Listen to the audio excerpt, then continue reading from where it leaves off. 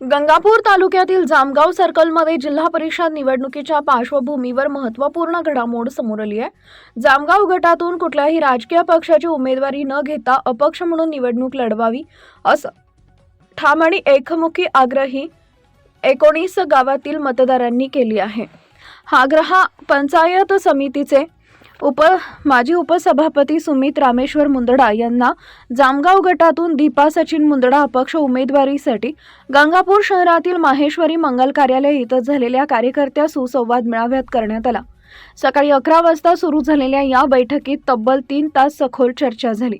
यावेळी जामगाव सर्कलमधील 19 गावातील कार्यकर्ते, समर्थक आणि नागरिक मोठ्या संख्येने उपस्थित होते। या मेळाव्यात उपस्थित कार्यकर्त्यांनी स्पष्ट शब्दात सांगितले की आम्हाला पक्ष नव्हे, विकास करणारा माणूस हवा आहे। आमच्या सुखदुःखात सहभागी होणारा, गावागावातील प्रश्न सोडवणारा नेतृत्व आम्हाला हवा आहे। सुमित मुंदडा यांनी आतापर्यंत केलेल्या विकास कामांची आठवण नागरिकांना करून देत जातपात न पाहता विकासावर आधारित नेतृत्व देण्याची क्षमता तुमच्यात आहे असा विश्वास व्यक्त केला। यावेळी उपस्थित नागरिकांनी अपक्ष म्हणून आपण जिल्हा परिषद निवडणूक लढवावी, आम्ही सर्वजण तुमच्या पाठीशी आहोत असं ठोस आश्वासन दिलं। या मेळाव्यासाठी बगडी, जामगाव, अंमळनेर, कायगाव, भिवधानोरा, आगारवाडगाव, सुपुरी, सोलेगाव, पिंपळवाडी, पखोरा, दंगारपट्टी, भिंडाळा, गणेशवाडी, लखमापूर यांच्यासह 29 गावातील नागरिक आणि विशेषतः युवक वर्ग मोठ्या संख्येने उपस्थित होता। कार्यक्रमाला विक्रम परभणी, डॉक्टर दिनेश जगदाळे, सरपंच असलम सय्यद, अरुण पठाडे, पखोरा सरपंच संतोष बोडके, दीपक जगताप, दादासाहेब रोडगे, भगवान मगर, किरण निकम, सोहेल पटेल, सीताराम बोरुडे, गणेश घोडके, प्रसाद टाकते, रफिक पटेल, शाहरुख पटेल, दत्तू ठाकूर, सयाजित पंडित यांच्यासह प्रमुख उपस्थिती होती। जामगाव गटात अपक्ष उमेदवारीसाठी निर्माण झालेला हा एकमुखी सूर आगामी जिल्हा परिषद निवडणुकीत राजकीय समीकरणे बदलणारा ठरेल, याकडे सर्वांचं लक्ष लागलं आहे। कारण सध्या निवडणुकीचा हंगाम चालू आहे आणि निवडणुकीचा हंगाम चालू आहे तर प्रत्येक ठिकाणी आता व्हॉट्सअपवर फिरत आहे, आपल्या जातीचं आहे, आपल्या जातीलाच मतदान झालं पाहिजे। मित्रांनो, मला या ठिकाणी सांगायचं, या ठिकाणी जेवढे काही मराठा असतील तर प्रत्येक मराठ्याने हात वर करायचा आणि सांगायचं आहे, आम्ही जातीपात पाळतो का?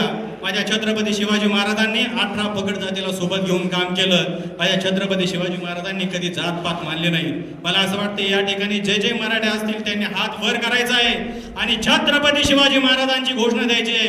हात वर करा। ज्यांनी बांगड्या भरल्या असतील त्यांनीच फक्त स्वतःचे हात खाली ठेवायचे आहेत। छत्रपती शिवाजी महाराज की, छत्रपती शिवाजी महाराज की। हा आवाज त्या जे जातीपात करत आहेत त्यांच्यापर्यंत हा आवाज नक्कीच पोहोचला पाहिजे। मित्रांनो, देवातपते आदित्यो रतिमावाती चंद्रिमा आता सभे अहोरतिम बुद्धोतपती तेजसा।